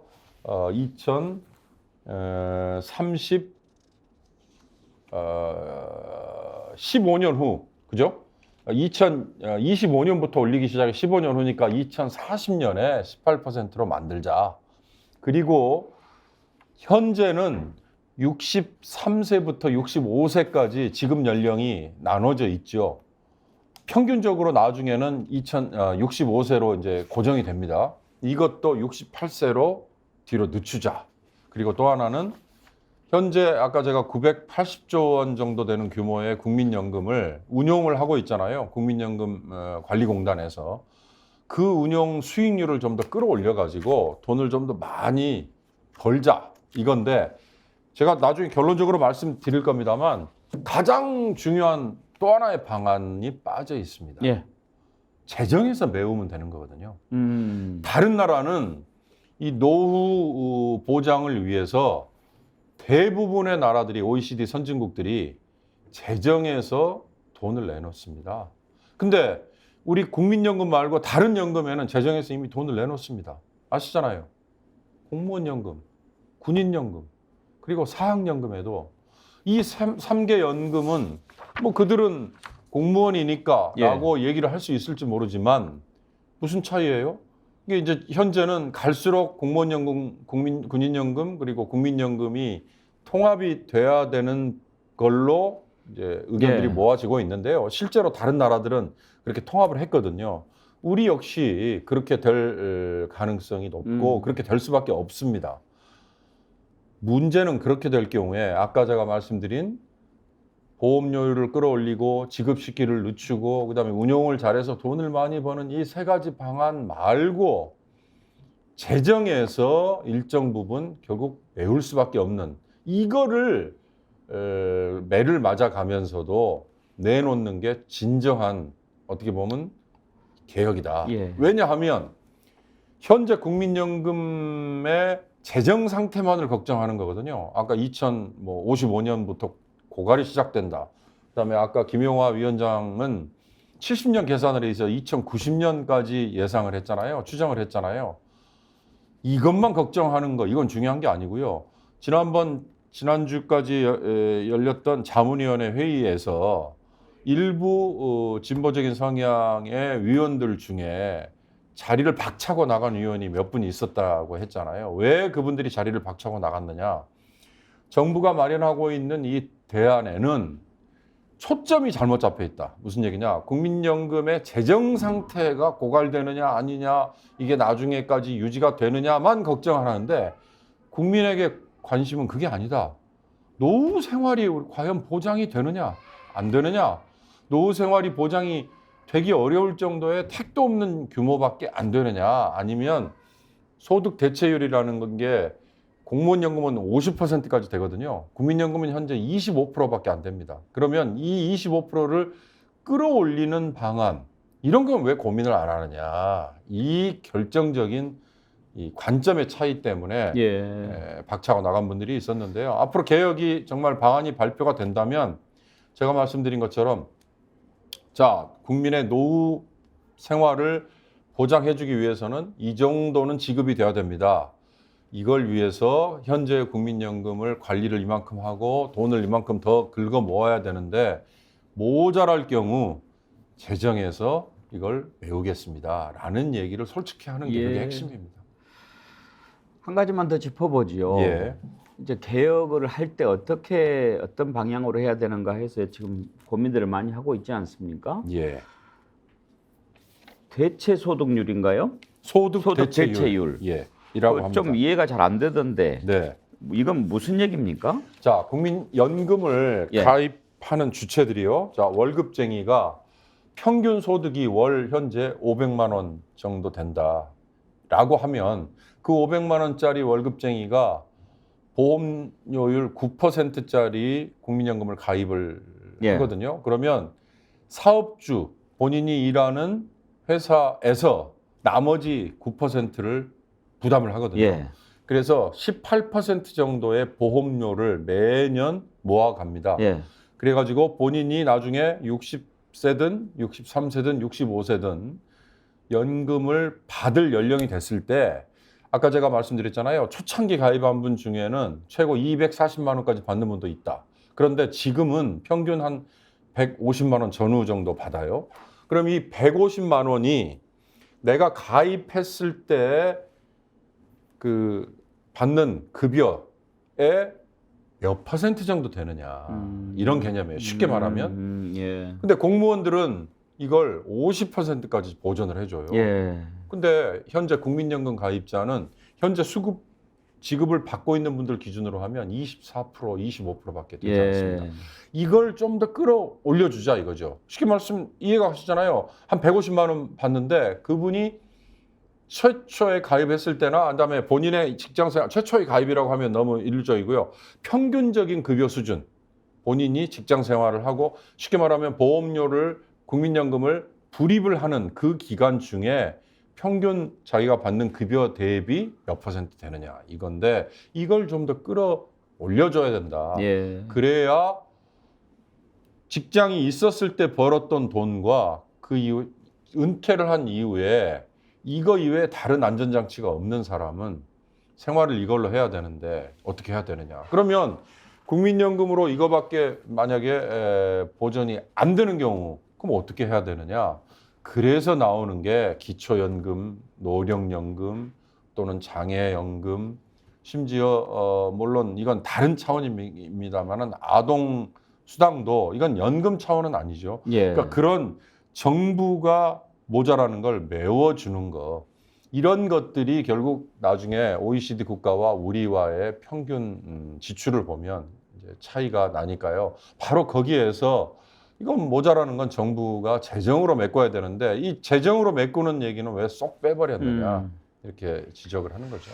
알겠습니다. 오늘은 국민연금 개혁 관련해서 오라경제 윤경호 소장과 함께 하고 있는데요. 의견 보내주신 분들 몇 분 좀 소개를 해드리죠. 이종실님, 국민연금 시스템부터 똑바로 잡아야죠. 회사 퇴사한 지 2년 정도 됐는데 지금도 국민연금 내라고 우편물이 옵니다. 지금 국민연금공단 시스템 자체가 엉망입니다. 퇴사하면은 연금 안 냅니까? 본인이 임의가입을 연장할 수 있습니다. 예. 임의가입이라는 형태로요. 그러나 아까 제가 말씀드렸잖아요. 월급쟁이의 경우는 반은 본인이 부담하고 반은 사업주가 부담을 해주고 있거든요. 그런데 그걸 고스란히 본인이 전부 다 부담하기에는 직장을 잃은 상태인데 쉽지 않아서 사실은 직장을 잃는 분들이 국민연금을 계속 유지하는 건 쉽지가 않죠. 수정님, 나라에 돈이 없는 게 아니고 새는 돈이 많은 겁니다. 마루하님, 대통령 퇴직금 삭감, 국회의원 월급 삭감, 퇴직금 삭감, 특별활동비 저는 삭감해서 재원 만듭시다. 그런 의견 주셨고요. 김대화님, 왕창 나가는 연금의 시대 2050년이면 대한민국 연령대 절반이 50대가 되는 때가 도래합니다.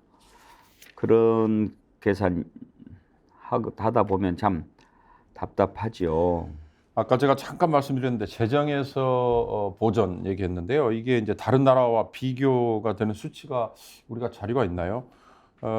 전체 정부 지출 중에 공적연금 지출 비중이라는 게 있어요. 그 아까 노인 빈곤율 나왔을 때 본 것 같은데. 저기 나오네요. 예.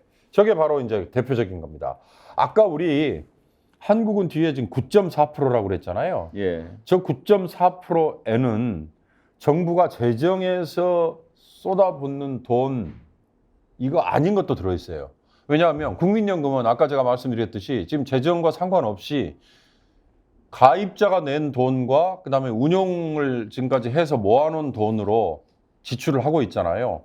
그래서 한 해 한 36조가 나간다고 하지 않았습니까? 올해. 그런데 그 돈이 저기 포함되어 있거든요. 그런데 비교를 해보는 프랑스, 일본, 독일, 미국, 스웨덴 저런 나라들은 연금 플러스 지금 우리 식의 기초연금, 국민연금 플러스 기초연금 같은 그러니까 그 나라 국민이면 누구나 받는 그런 돈까지 다 포함이 되는 거거든요. 그게 전체 재정 지출에서 4분의 1을 차지하는 거예요. 예. 그러니까 우리가 물론 저렇게 가는 게 꼭 맞다라고 정답은 아닙니다. 그러나 공동체가 유지되는 게 중요하지 말씀하신 것처럼 지금 20대, 30대 직장을 이제 사회생활을 시작한 젊은이들이 아니 30년 후에는 나의 노후를 위한 국민연금이라는 게 다 고갈돼 버리고 나는 비빌 언덕이 없게 된다라는 불안감에 휩싸이는 것보다는 아닙니다.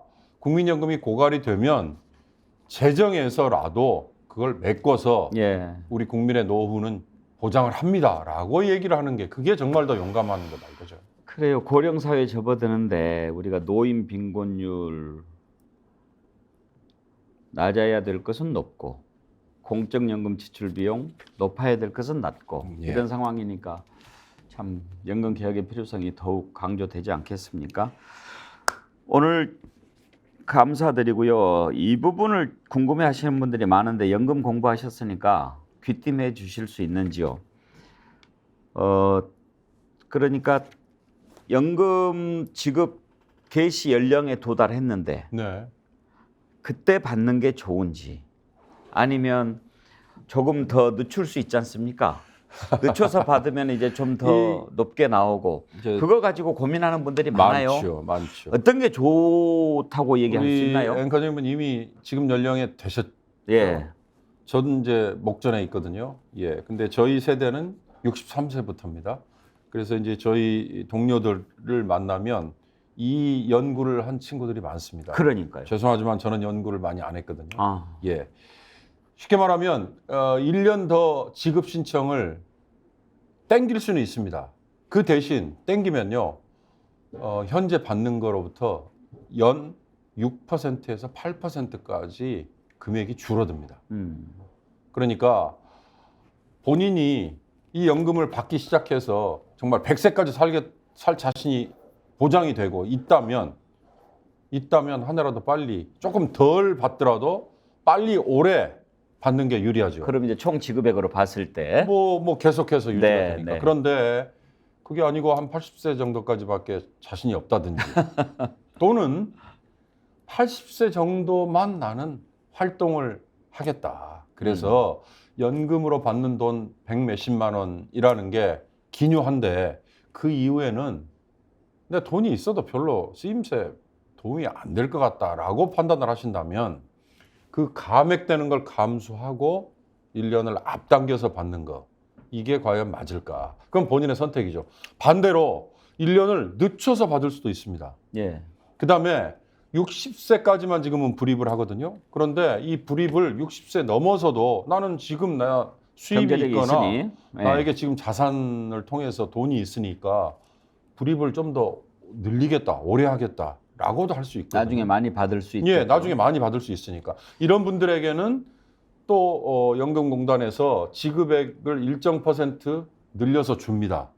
그러나 인플레이션을 감안하고 그다음에 아까 말씀드렸듯이만 현재 65세일 때 받는 160만 원과 80세가 됐을 때 받는 160만 원이 얼마나 도움이 될 건가. 이것도 한번 생각을 해보시고 판단을 하는 게 맞을 것 같습니다. 정답은 없다. 예. 테리 공구님 언제 어떻게 될지 모르는데 빨리 받는 게 낫지요. 뭐 그렇게 판단하시는 분들이 그럴 수도 꽤 있고요. 있습니다. 미킴님 68세에 지급하면 정년퇴직도 연장해야 하는 거 아닙니까? 그런 얘기 하시는 분 많지요. 이제 앞으로 우리 사회에 아마 정년 연장의 공론이 불어닥칠 겁니다. 일본은 이미 그렇게 갔잖아요. 그거는 뭐 별개 문제고요. 아까 제가 재정에서 집어넣으면 해결됩니다라고 말씀드렸는데 일각에서 2055년부터 이게 고갈될지 모른다라고 불안함을 표출하는 분들이 있는 반면에 카이스트의 금융공학을 한 김우창 교수라는 분이 이 자문위원으로 같이 참여를 하는데요. 이분이 아주 재밌는 분석 내놓은 게 있어서 제가 마지막으로 하나만 딱 소개를 해드리고 마무리하겠습니다. 이분은요. 현행 보험료율 9%를 2030년까지니까 앞으로 한 7년 남았죠. 이걸 매년 조금씩 올려가지고 9%를 12%까지 끌어올리고요. 보험료 조금 더 내고 그다음에 기금의 수익률을 현재 우리가 평균적으로 10년 동안 국민연금 수익률이 한 4.78% 되거든요. 이거를 1.5%포인트만 끌어올리면 물론 이거 굉장히 어려운 겁니다. 그래서 한 6% 평균 정도의 수익률로 올려놓고 그리고요. 아까 제가 말씀드린 정부가 쏙 빼놓은 재정에서 GDP 대비 1%만 국민연금에 돈을 넣으면 현재 1,000조 원 정도라고 그랬잖아요. 규모가. 이게 2,000조 원으로 늘어나서 앞으로 100년 동안 고갈되지 않고 유지될 수 있습니다라는 분석 결과를 추정하는 분도 있습니다. 그러니까 이렇게 양극단에 있습니다. 거기에 핵심이 뭐가 빠져 있느냐? 결국 재정에서 나중에 모자랐을 때 이걸 부담할게요라는 재정의 얘기를 중요성을 얼마나 누가 용감하게 하느냐 많이 이게 얘기해 핵심입니다. 주셨습니다. 예. 오늘 오라 경제는 국민 여러분들의 가장 큰 관심사 가운데 하나인 연금 개혁 문제 살펴봤습니다. 윤경호 퓨처 미디어 연구소장 오늘 말씀 감사합니다. 감사합니다. 함께해 주신 여러분 고맙습니다. 스픽스 구독자 50만 달성 힘을 모아주신 여러분들께 다시 한번 감사드리고요. 내일 오전 10시 50분 생방송 백운계 정치본색 다시 찾아뵙겠습니다. 고맙습니다.